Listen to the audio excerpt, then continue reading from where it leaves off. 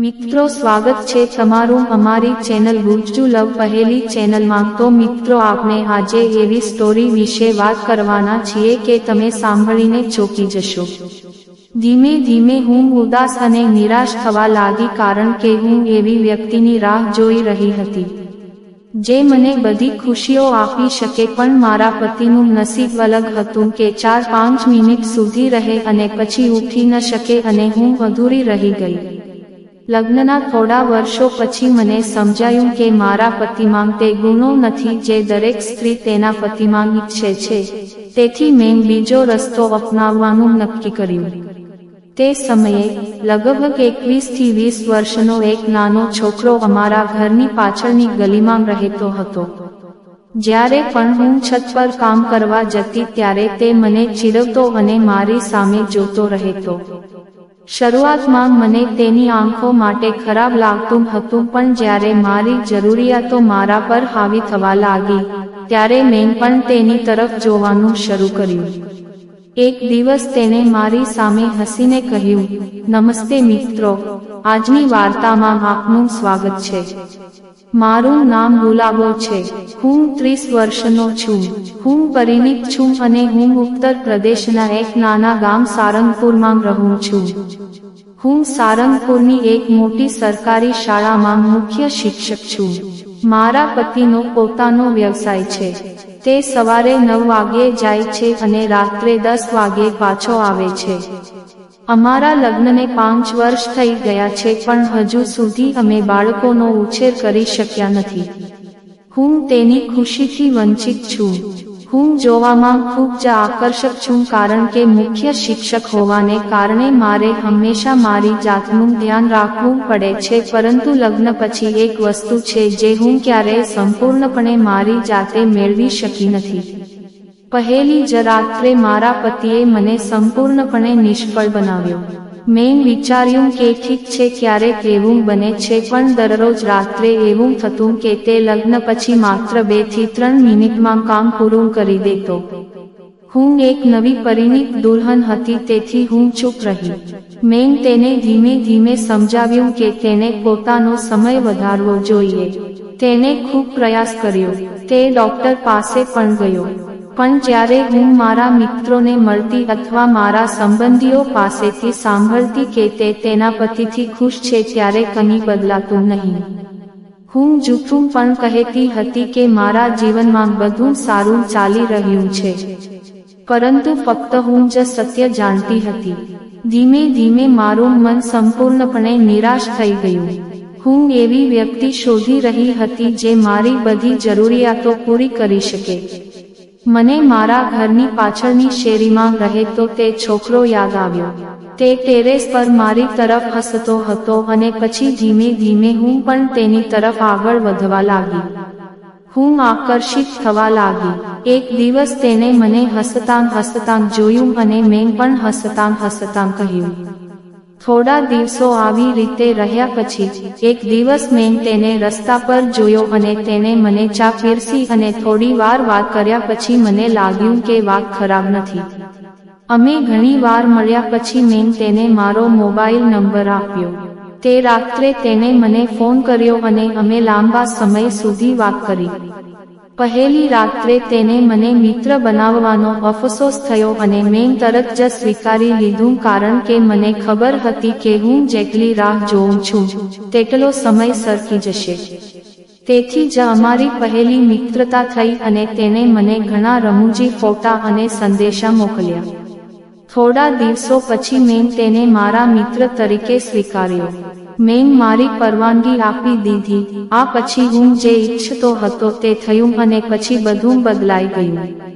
હવે હું ખૂબ જ ખુશ રહેવા લાગી। મારા શાળા અને કોલેજના દિવસોમાં ઘણા છોકરાઓ મારી સામે જોતા હતા। મને પણ કેટલાક છોકરાઓ ગમતા હતા, પણ વાત આગળ વધી નહીં। હવે હું પરિણીત છું, પણ મને એ પણ ખબર હતી કે આ સંબંધ લાંબો સમય ટકશે નહીં। એક દિવસ મને તક મળી અને મેં તેને મારા ઘરે આમંત્રણ આપ્યું। મારા પતિ રાત્રે 10 વાગ્યા પહેલા ઘરે આવ્યા નહીં। તે પછી હું શાળાએ ગઈ। રજા લેવાનું બહાનું બનાવીને અને થોડો સમય આપ્યા પછી તે મને ચોકલેટ લાવ્યો. મેં તેને બેસાડી અને ચા પીવડાવી. હું ત્યાં થોડી વાર બેઠો અને અમે વાત કરી. બંને વિચારી રહ્યા હતા કે વાતચીત કોણ શરૂ કરશે. અંતે તેણે કહ્યું, ગુલાબો, શું હું તમને કંઈક કહી શકું? તમને ખરાબ નહીં લાગે? મેં કહ્યું, ના, મને ખરાબ નહીં લાગે. તેને કહ્યું, અમે ફોન પર ઘણી વાતો કરીએ છીએ, પણ હકીકતમાં હું તમને કંઈક કહેવા માંગુ છું. આટલું કહીને તે મારી સામે એક ઘૂંટણીએ બેઠો. હું પણ ઊભો થયો. તેને એક ગુલાબ કાઢ્યું અને મારી તરફ લંબાવ્યું. પછી તેને કહ્યું, ગુલાબો, હું તને પ્રેમ કરું છું. શું તું પણ મને પ્રેમ કરે છે? મેં કહ્યું, હા, હું પણ તને પ્રેમ કરું છું. પછી તેને કહ્યું, શું હું આપણા પ્રેમની પુષ્ટિ કરું?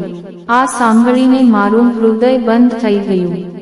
મારું હૃદય ખૂબ જ ઝડપથી ધબકવા લાગ્યું. મેં આ બધું ફિલ્મો અને ટીવીમાં જોયું હતું, પણ આ ખરેખર મારી સાથે થઈ રહ્યું હતું. મને સમજાતું નહોતું કે શું કરવું. હું તેની પાસેથી દૂર ગયો અને પીઠ ફેરવીને ઊભો રહ્યો. મારા હૃદયમાં એક વિચિત્ર ડર અને ખુશી હતી. પછી તેને કહ્યું, ગુલાબો, મને જુઓ. પણ હું એમ જ ઊભો રહ્યો. પછી તેને મારા ખભા પર હાથ મૂક્યો અને મને તેની તરફ ફેરવીને અને મારો ચહેરો ઊંચો કર્યા. પછી મેં મારી આંખો બંધ કરી, પણ પછી મને એક મીઠી અને કોમળ લાગણી અનુભવી, જાણે આપણને જીવનની સૌથી મોટી ખુશી મળી ગઈ હોય. પછી તેને મારી પ્રશંસા કરવાનું શરૂ કર્યું. હું પહેલા શરમાઈ ગયો અને મેં થોડું હસીને પછી મેં તેને સંપૂર્ણ સ્વતંત્રતા આપી. હું પણ દરેક લાગણીનો આનંદ માણવા માંગતો હતો, તેથી તે જલ્દીથી તેના કામમાં વ્યસ્ત થઈ ગયો, કારણ કે અમારી પાસે ખૂબ જ ઓછું હતું. મેં કહ્યું, અરે ધીમેથી કર. પછી તેને કહ્યું, શું થયું? મેં કહ્યું, કંઈ નહીં, તું તારું કામ કર. જ્યારે બધું ઉપર હતું, મારું શરીર ધ્રુજી રહ્યું હતું. મને સમજવામાં થોડો સમય લાગ્યો. પછી તેને પૂછ્યું કે શું તું ઠીક છે? પછી મેં કહ્યું, હા, હું ઠીક છું. તેને કહ્યું કે શું હું આગળ વધીશ? પછી મેં માથું હલાવ્યું. પછી અમારા બંને વચ્ચે એક પ્રકારની ઉતાવળ થઈ ગઈ, પણ હું આ બાબતમાં ખોવાઈ ગયો. હું ખૂબ જ ભાવુક થઈ ગયો. મારી આંખો આંસુઓથી ભરાઈ ગઈ. પછી તેને પૂછ્યું, શું થયું? મેં કંઈ કહ્યું નહીં. હું ફક્ત લાગણીઓમાં ખોવાઈ ગયો.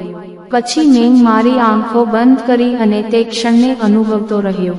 મને લાગ્યું કે આજે મને કોઈ જાદુએ બાંધી દીધો છે. મને જીવનમાં સાચી ખુશી મળી ગઈ છે. પછી તેને પૂછ્યું કે શું તમે સંતુષ્ટ છો? મેં હા પાડી. પછી મને ખ્યાલ ન આવ્યો કે સમય કેવી રીતે પસાર થઈ ગયો. તેને કહ્યું, હવે મારે જવું જોઈએ. પછી તે ઊભો થયો અને ચાલ્યો ગયો. હું લાંબા સમય સુધી આમ જ પડ્યો રહ્યો. ત્યારબાદ હું બાથરૂમમાં ગયો. અરીસામાં મારી જાતને જોતો રહ્યો. મને લાગ્યું કે હું પહેલા કરતાં વધુ સુંદર બની ગઈ છું. પછી મેં સ્નાન કર્યું અને તૈયાર થઈને મારા રૂમમાં આવી અને ઘરકામ કરવાનું શરૂ કર્યું. થોડા દિવસો આ ખુશીમાં પસાર થયા, પણ હવે મારું હૃદય તે ક્ષણ યાદ કરવા લાગ્યું જ્યારે પણ હું એકલો હોઉં ત્યારે હું તેના વિશે વિચારતો. તેની યાદો મને આરામ કરવા દેતી હતી. પછી એક દિવસ જ્યારે હું ઘરકામ કરી રહ્યો હતો ત્યારે મને તેનો ફોન આવ્યો. તેને મને ફરીથી મળવા કહ્યું. ફક્ત તેનો અવાજ સાંભળીને મને એક વિચિત્ર ખુશીનો અનુભવ થયો. તેને મને કહ્યું કે જો હું ઈચ્છું તો આપણે બહાર ક્યાંક મળી શકીએ છીએ. પછી અમે બંનેએ શહેરના શાંત વિસ્તારમાં મળવાનો સમય નક્કી કર્યો. બીજા દિવસે હું તૈયાર થઈ ગયો અને ત્યાં પહોંચ્યો. તે પહેલેથી જ મારી રાહ જોઈ રહ્યો હતો. આ વખતે તેનો ચહેરો વધુ ગંભીર અને સુંદર દેખાતો હતો. તેને મારી તરફ જોયું અને થોડું સ્મિત કર્યું. પછી અમે બંને સાથે ચાલતા રહ્યા અને થોડીવાર વાતો કરતા રહ્યા. પછી તેને મને મારા કામ વિશે કહ્યું અને મારા જીવનમાં મેં તેમના વિશે જાણવાનો પ્રયાસ કર્યો.